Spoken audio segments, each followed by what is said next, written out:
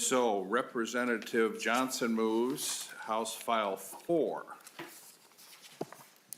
Thank you, Mr. And Chair. then now Representative Johnson, now, members, this is an amendment to get the bill in the shape the author likes so we can debate the bill as the author wishes.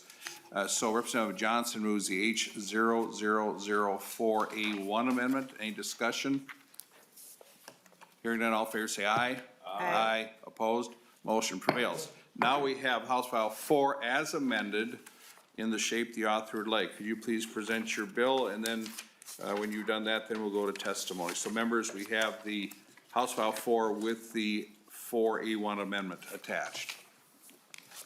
Thank you, Mr. Chair, and members of the committee. I'll try and get this done before anybody gets hangry. I know, this one of the things that we had heard when we were out talking to people at the doors was the high cost of living and the challenges that were being experienced, whether that was food, whether that was property taxes, that was mortgage, just basic getting to work.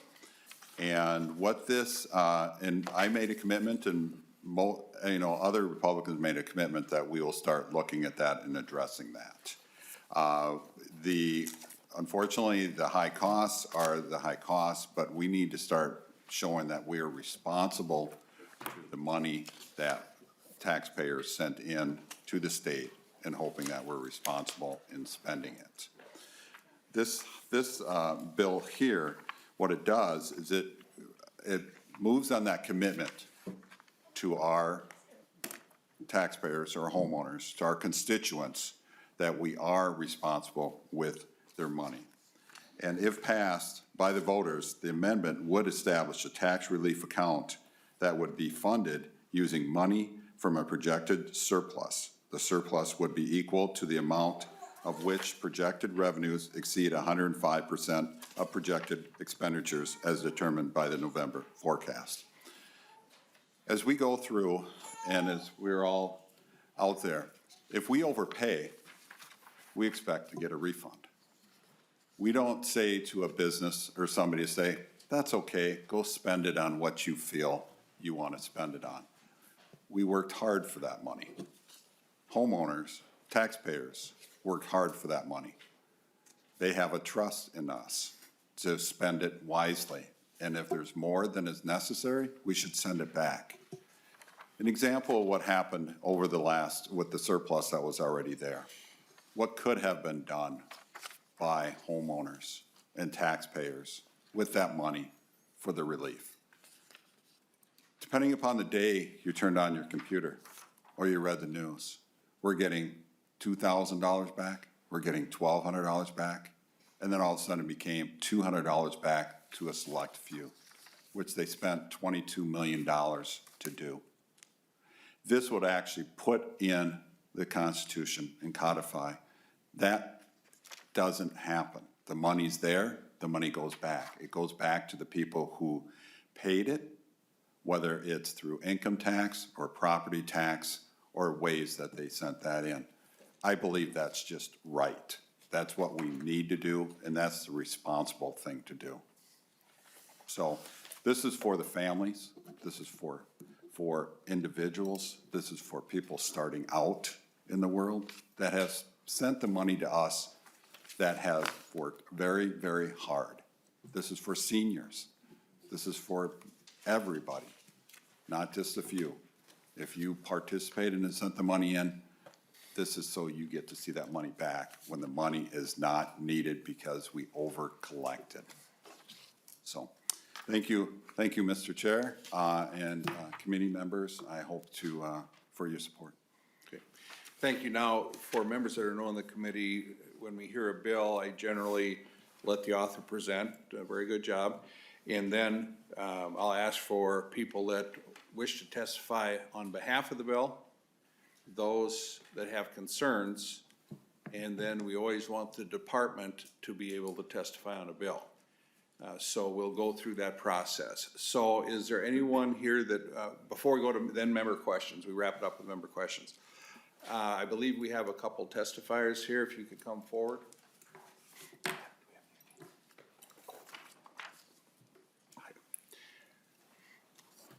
Okay, I have listed here Ray Ann Lee and then Nan Madden. So please state your name for the record and present your testimony.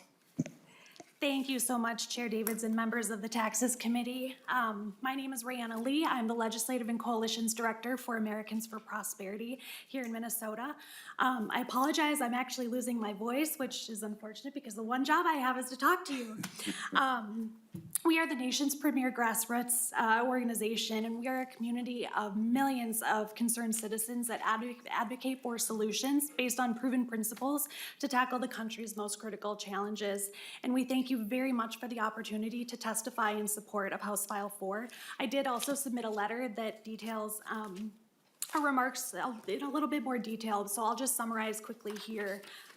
First of all, this is fantastic. This is how a constitutional amendment should be. One page, clear to the people, not something that, is one paragraph and then has 12 pages of consequences behind it. So we thank you very much for that clarity. We applaud the proposal to return the surplus funds to taxpayers. After all, Minnesotans, not government officials, are the best stewards of their hard-earned money. I will shamelessly plug oneexpensiveminnesota.com that we created after the spending blitz of 2023. As many of you know, grassroots is our game, and the folks that we talk to every day at the doors tell us that their wallets are growing thinner while the government has grown faster than ever. And they often feel like they are not getting the bang for their buck. Taxpayers, Minnesotans, are not unlimited ATMs. House File 4 opens up the dialogue to discuss Minnesota's notoriously high tax rates. And as we have seen over the years, we are overtaxed, so much so that we have seen surpluses that amount to more than double the entire state budget of Nebraska. While we are supportive of money going back into the pockets of hardworking Minnesotans, we would offer a challenge. What if they never had to lose that money in the first place? So we also would propose considering a trigger so that when there are revenue surpluses, tax rate reductions go into effect, or even bracket consolidations to cut rates. Furthermore, we propose an overhaul of the way the state budgets in a way that removes the volatility and puts the state on a more reliable track that doesn't offer temptations to blow up the budget and expand state government by 40%. Just a few high-level points to touch on of our recommendations. This would include limiting spending to trend revenue growth along with Minnesota's economic performance with a deficit break that helps keep spending in check. This would allow for emergency appropriations with a supermajority vote similar to bonding, coupled with the requirement to offset these expenditures in future budgets. And finally, establishing a robust reserve fund management to ensure surpluses are used to reduce debt, and then return to taxpayers. This is obviously a very complex matter with many ideas and solutions, and one person or organization does not have all of the answers to solve these issues overnight. But we are on the ground every single day talking to Minnesotans, and the number one thing that they say is how unaffordable living here has become. We are looking for bold solutions, and we thank you for having these hard conversations and taking on these challenges. We are very grateful that you're here discussing tax reform like House File 4 and doing the people's work in a public forum where we can engage in the marketplace of ideas to compile a bill that works for our state. And finally, I will just say that responsible budgeting is important to everyone, no matter their political views. And thank you for having these conversations, hearing these bills, and showing up to work. Thank you. Thank you very much. Any member questions? Thank you very much, Ms. Lee. Thank you. If we could call Nan Madden forward.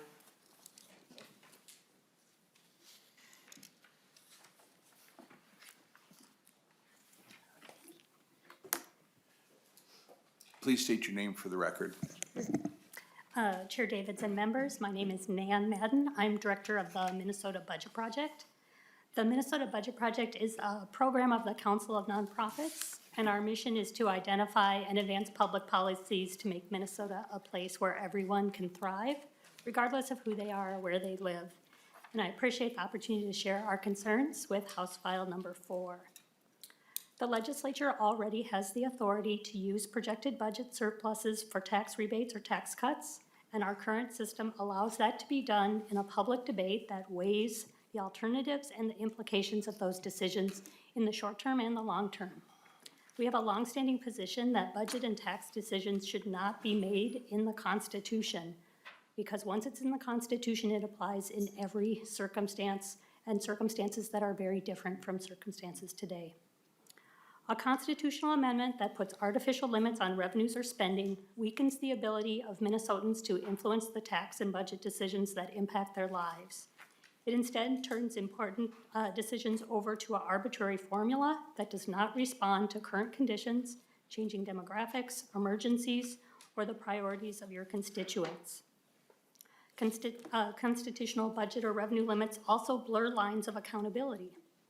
In a representative system of government, elected officials have the responsibility to make tough decisions about how to balance revenues and spending, and the public can hold them accountable for the decisions that they make. A constitutional amendment that predetermines tax or budget choices limits the ability of elected officials to respond to the public, and it makes it more difficult for the public to hold them accountable. Minnesotans want common sense solutions to the challenges they face in their everyday lives, but these kinds of constitutional amendments circumvent meaningful public debate about what level of services Minnesotans want from their government. Constitutional limits may prevent public investments that keep up with pace of growth in the economy, in changes in our population, and so the ability to build roads, fund schools, fund our nursing homes, train our workforce, invest in Minnesotans' health and well-being, and maintain other services are diminished over time. Constitutional limits restrict the state's ability to respond to a crisis, to rebuild when coming out of a recession, or respond to substantial changes in circumstances. And you had a good conversation earlier about the kinds of unusual events or changes in the economy that happen when the state is coming in and out of a recession that creates unusual percentage increases or percentage drops in revenues. And these kinds of proposals often lock in the drop. And so kind of lock the state in at recessionary levels.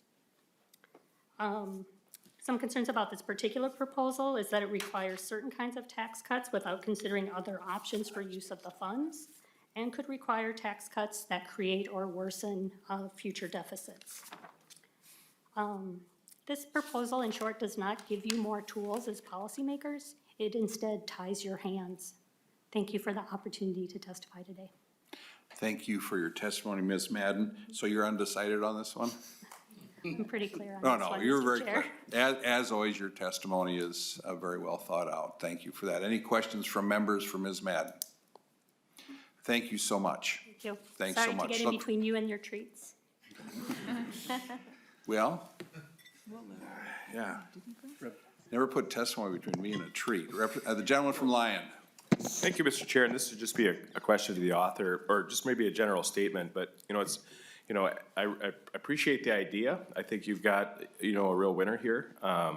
And, just listen to some of the testimony and, whenever politicians talk about returning money to taxpayers, it's by some, it's considered tying the hands of government.